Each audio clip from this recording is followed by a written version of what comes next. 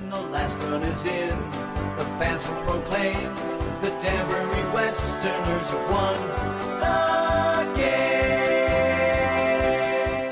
All right, welcome inside the final edition of Westerners Weekly. I'm Bryan Schwartz. He's Cooper Boardman, the voice of the Danbury Westerners. Cooper, we're down to the last game of the season. Obviously, the Westerners aren't making the playoffs this year. Disappointing finish, but how would you describe this season? Well, it's been a really crazy season in a lot of facets. I mean, you take a look at the way things have gone for this Danbury Westerners team. The month of July really hurt them. In the second half of the season, in which they didn't really have the pitching to contend, their top two starters in Charlie Gerla as well as Cooper Wallace both went down with injuries. And the fact is, at any level of baseball, it's tough to contend. But it's been an offense that's been really fun to watch. Second most home runs in the entire New England Collegiate Baseball League, and they'll finish the 2017 season at that mark.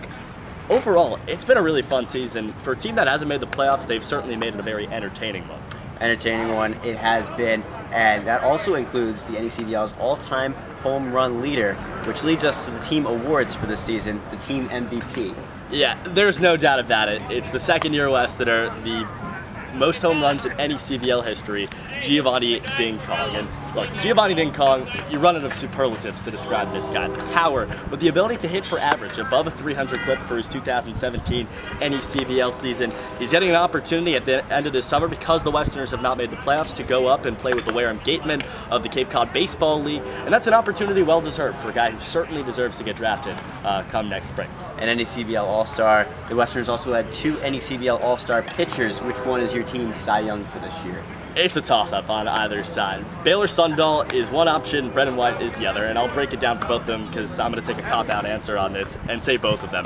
Baylor Sundahl, a guy who pitches to contact, high 80s, was stellar all season long. To have an ERA below 3 playing in this ballpark is not an easy feat. On the opposite side, for Brendan White, he threw a complete game for Siena in a 7-inning game against the New York Institute of Technology, and that was kind of the thing that we circled entering the 2017 NECBL season. And he came in here, and what did he do? He threw 2 complete games in doubleheaders. Absolutely outstanding. Another guy who's well-deserving of his all-star spot. Both of those guys, by the way, headed up to the Cape as well to join Giovanni Ding Kong. Both of those guys, everything the Westerners could have asked for. So the storyline of the season, what was the best story here in Danbury this summer? Well, I think we mentioned it already, and it's Giovanni Ding Kong. He is a guy that shattered record after record. Every time he was hitting a home run, it seemed as though he was passing somebody else. He passed Mark Malaska for the team record all-time. He passed the all-time NECBL record, passed the all-time team season record over and over again. He continued to amaze, and that was one of the things that made this season so exciting.